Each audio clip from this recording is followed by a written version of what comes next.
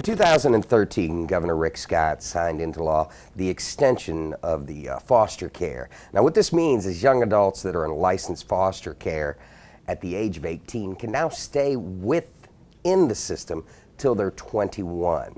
It's very important that these kids get started off on the right foot. Joining us in studio is Daniel Williams. He's the Independent Living Project Coordinator for Heartland for Children. How you doing, Daniel? Pretty good. How you doing today? Also joining us is Sarah Stinson. She's a licensing program manager for Heartland for Children. Hello. Hey. And last but not least is Theresa Mixson. She's a foster parent. She's going to talk to us a little bit about the foster parent program. Glad you could join us today. Thank you for having me. All right. Daniel, we're going to start off with you. For the folks at home that might not know exactly what Heartland for Children is, can you give us a brief overview? Yes, sir. Well, Heartland for Children is the local nonprofit organization that's called community-based care. That was actually designed approximately 10 years ago to specifically manage and oversee child welfare system. We currently oversee the Tri-County area, which consists of Polk, Hardy, and Highlands County. And our job is to ensure that the young people are safe, that we put them in a position that they can age out of foster care successfully.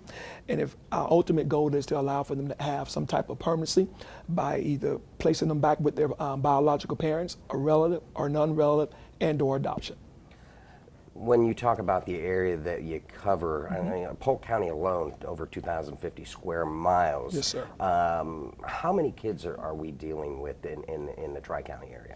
Well, when you begin to talk about the independent living area, which independent living department, which is what I cover, you're talking about roughly 200 kids, 100 of those being over the age of 18, and then roughly about 100 of those from 13 to the age of 17.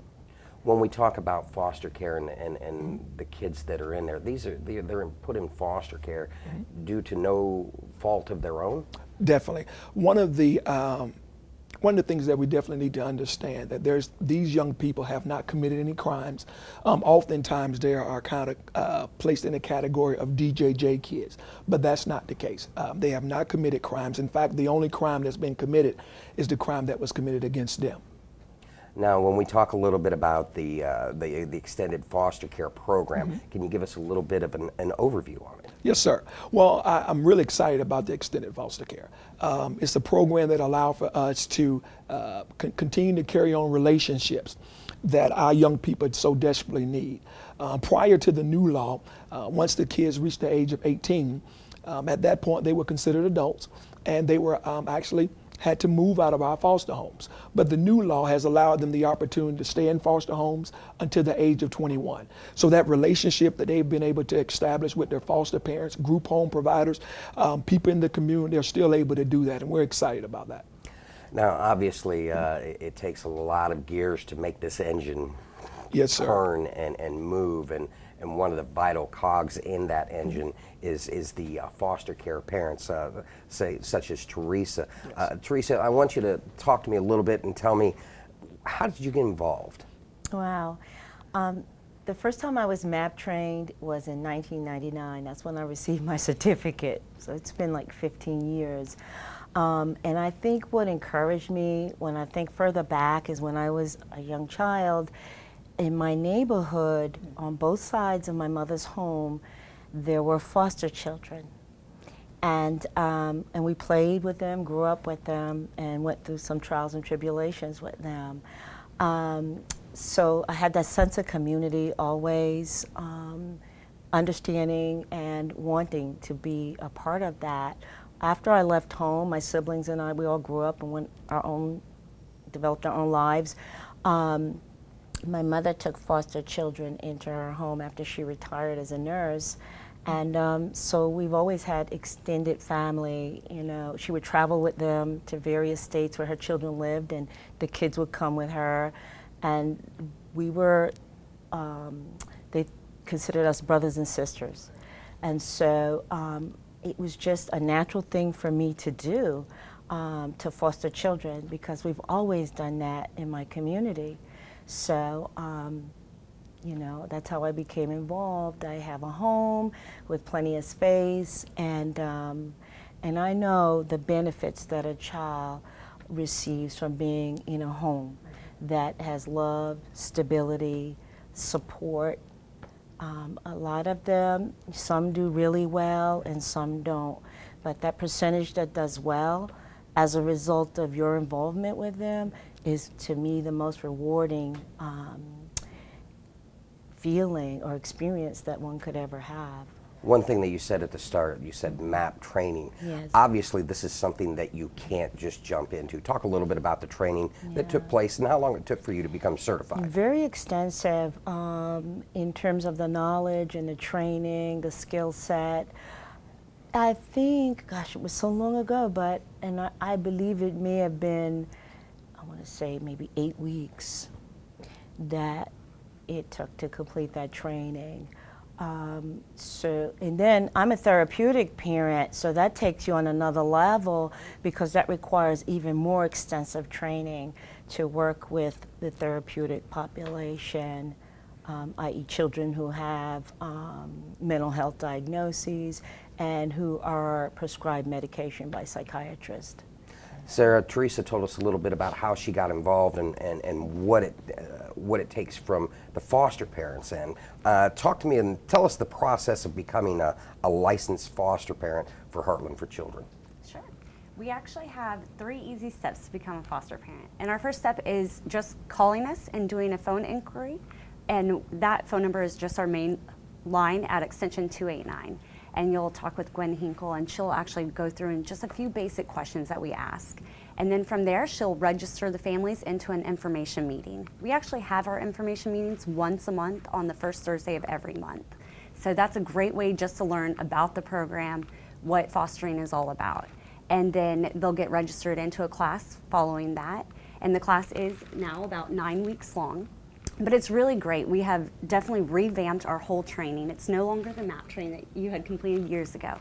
And we actually have developed this in the past 2 years into a very great experience. We want to give our foster parents the best tools possible to put in their toolbox so that they are prepared for the foster children when they come into care. And we bring in a lot of guest speakers. They actually have assignments where they get to shadow a court hearing, and they also get to shadow foster parents in their home. So we've definitely changed our curriculum over the years, and we have made it a lot more put together today for our society and for our teens and our children in care now. So it's much more relevant to how it is in the foster care system today. Talk to me a little bit about the help that the kids can get through the program. Well, we definitely view our foster parents as valued partners, and we believe that they are those healing agents for the children and teens that come into care that have experienced trauma. So we definitely value all of our foster parents, Ms. Mixson being one of those that have been dedicated for years and investing in those children and helping them through that process when they first get removed. A lot of times we like to say that the top 2 reasons why children get removed is because of domestic violence and substance abuse. And part of, once they're removed, that's traumatic enough that they have been through those situations. But then once they're removed, it's also re-traumatizing the children again because now they're being separated from their parents, from their family, from their friends, from their schools. So it is a very challenging time for the children and teens to adjust to that. And our foster parents are there with them from day one, and they work with them throughout. It may be a week that they're in care up to over a year while their parents are working on what they need to do in order to get the resources and be reunified with their children. So it is a very challenging time for those children, and scary and frightening, and our foster parents are really great in helping them through that process. Theresa, if you could inspire those at home to give back to their community, to invest in the future of these foster children, how would you inspire people to join this program? Like I said, you know, the rewards are second to none.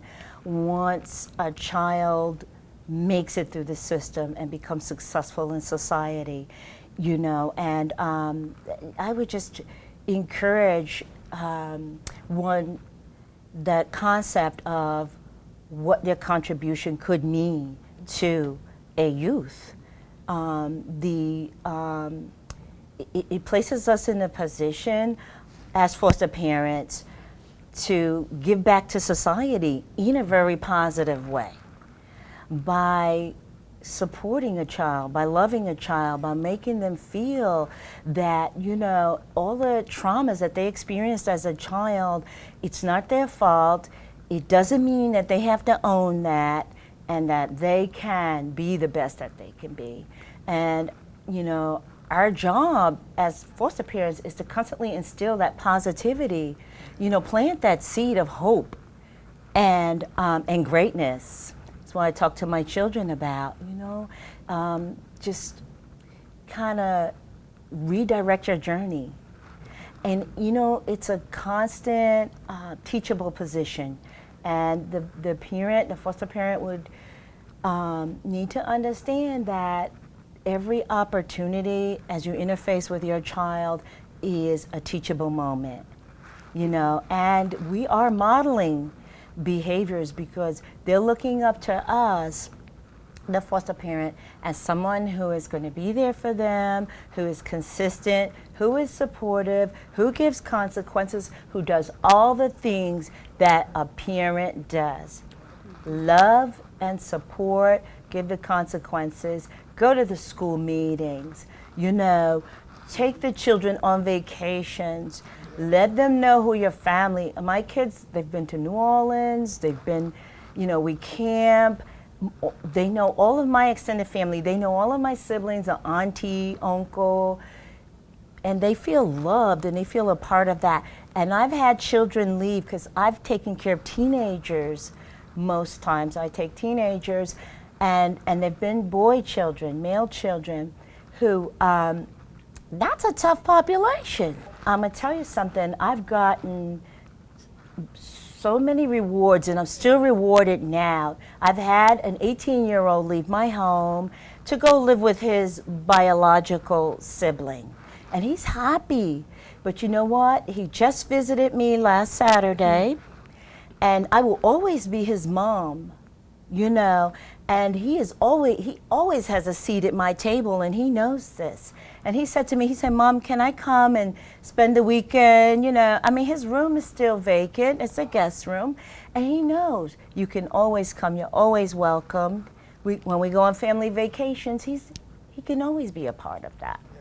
You know, so he's my son for life. These are the kind of bonds that you create with your children, and it's a beautiful thing. With foster parents like Theresa, how easy does this make your job?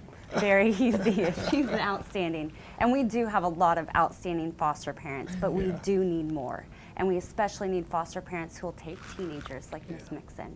She's very rare in that case. That right now we have 44% of our teens that are in out-of-home care are living in group homes. So we really do need more people just like Miss Mixson that will love these children, take them in, be their cheerleader and go to their basketball games and support them, help them fill out college applications, help them transition into that new apartment when they turn 18 or when they decide to age out. So. Daniel, I'm going to give you the last word on it. I mean, wow, they've made this job so easy. Right. Well, there's not much to say. But like Sarah said, we definitely need more foster parents that are willing to take teens. And we need those type of foster parents like Miss Mixson, who's going to be committed and dedicated to loving these children. And you want to ensure that they become successful, well, decide to make a decision to love them that way. And that's all we need. Well, Daniel, Theresa, Sarah, guys, thanks for coming on and opening my eyes to this. And I really appreciate you coming in today.